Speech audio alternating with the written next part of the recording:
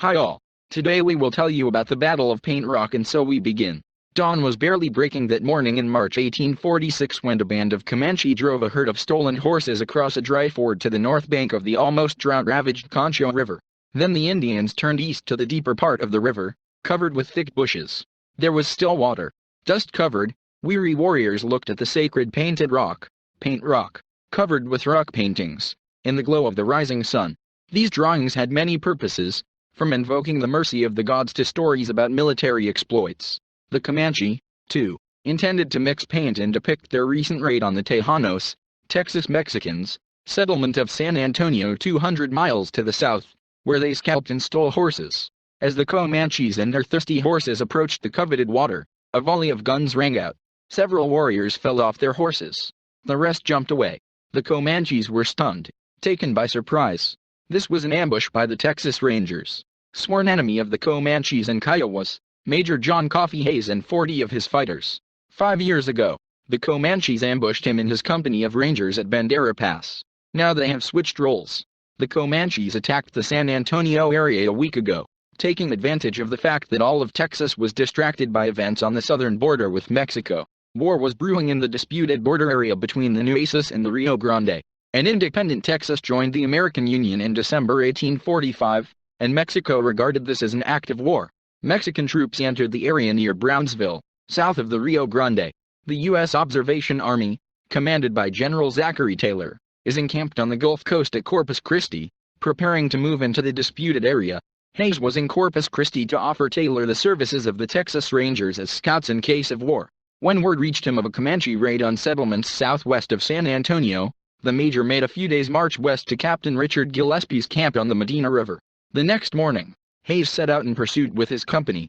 With the Rangers were 2 Indian scouts, Chief Placido and Bill Chisholm. The scouts were soon on the trail of the raiders, who were heading north to their villages on the high plains above the Colorado River. Placido could be trusted because the Comanches and Tonkawas had been sworn enemies long before Texas and the Texans came along. The Comanche especially hated the Tonkawa for their practice of ritually heating the body parts of slain enemies. Indian scouts determined that the Comanches were moving towards Paint Rock. This part of Texas had been suffering from drought for several years, and water could be found in the deep part of the dry Concho River. Hays realized that this would be an ideal ambush site if he got ahead of the Comanches. They marched for 135 miles. We rested only once for 3 hours. At 1 o'clock in the morning they were at the dry ford of Concho. Moonlight helped Hays determine the disposition. A willow grove and thick brush provided cover for the horses, and the Rangers occupied a ditch 12 feet deep and 300 yards long. The Painted Rock was 200 yards to the west. Ranger patrols returned to the camp just before dawn to warn of the Comanches' approach. Hays woke his men and ordered them to take up firing positions in the willow grove. They were armed with shotguns and Colt revolver rifles. Many had Colt Patterson capsule revolvers. As the Comanche approached the water, Hays commanded, "Fire!" For a moment there was confusion, even panic, in the ranks of the Indians. But the warriors quickly retreated and regrouped. Several warriors crossed to the south bank, found traces of Texan horses and determined that there were not many of them. Their numerical superiority was undeniable. A powerful attack, accompanied by volleys from bows and muskets when struck by spears, should break through the enemy's defense line. The Indians were attacked by a leader in a headdress with buffalo horns and a visor made of skin with a brightly colored shield, which, as it turned out later, did not penetrate the bullets of the Rangers. In full daylight, the Comanches turned their ponies around and attacked the Rangers' positions. But the front was too narrow for an attack by a mass of horsemen. There was almost no room for maneuver. The Comanches were an excellent target. The Rangers brought them within 50 yards before firing a volley that knocked down many warriors and horses. The Comanches fired back and retreated. They attacked several more times and were repulsed. By noon, the approach to the Texans' positions was littered with the corpses of warriors and horses. Rangers and Indian scouts removed several scalps and shook them as they teased the Comanches. Unfortunately, the Comanches were stubborn in their fruitless attacks. They believed that they were fighting for a cause in the sacred place of the Painted Rock and therefore they should defeat the Texans. In addition, they knew that Chief Placido was with the Tonkawa Rangers, but they wanted to kill him first of all. Killing Major Hays, Devil's Jack as the Comanches called him, was also a great bonus. Shamans created new spells, calculated on the mercy of the Great Spirit. The Rangers were close enough to the river to walk down the tree-covered bank under cover of darkness to water their horses. They kept watch all night. shooting at any Indian who approached the water. They listened to the piercing sounds of the death song over the Indian camp a few hundred yards to the west. At dawn, the Comanches tried a new tactic. A detachment of dismounted warriors took up position on the south bank of the Concho, just below the position of the Rangers. While they bombarded the enemy positions, other warriors climbed the cliffs and fired a couple of volleys, but without any result. At the same time, the Rangers were able to shoot down a few brave men. Then, under the cover of a smoke screen, a detachment of mounted warriors rushed at the Texans.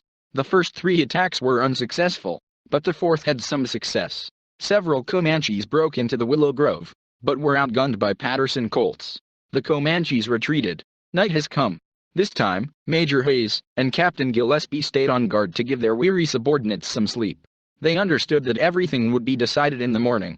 At dawn, a few warriors reconnoitered the positions of the Rangers in battle. The rest of the Comanches concentrated on the direction of the main attack. The Rangers had a weak point in the defense, where the edge of the willow thickets approached the cliff line. Several times the Indians came close to breaking through the enemy line, but Hayes' men held out. At about 10 a.m., the Comanche chief himself led a frenzied attack. A massive bison skin shield deflected the bullets that Hayes sent at the leader. But then the leader turned to cheer his warriors. He lowered his shield for a moment, exposing his torso. Hayes did not miss this opportunity. His bullet knocked the leader to the ground. The warriors tried to carry their leader away, but the Rangers covered them with fire. One of them rode out, threw a lasso over the body of the leader and dragged him into the willow grove. The enraged Comanches attacked twice more and were repulsed by fire. Their offensive impulse was broken. They left the battlefield. Hayes, convinced that the retreat was not a ruse, he led his men on a short chase. The Rangers killed several warriors who were driving a herd of 50 stolen horses. Hayes then returned to the river and took stock. Only one ranger, young Emery Gibbons, received an arrow in the forearm, the tip of which was coated with rattlesnake venom. This hand would haunt Gibbons for the rest of his life. One ranger horse was killed by an arrow. According to Hayes, almost 100 Comanches were killed in this battle. It was impossible to verify this, but the bitter defeat at the Sacred Painted Rock remained in Comanche legend.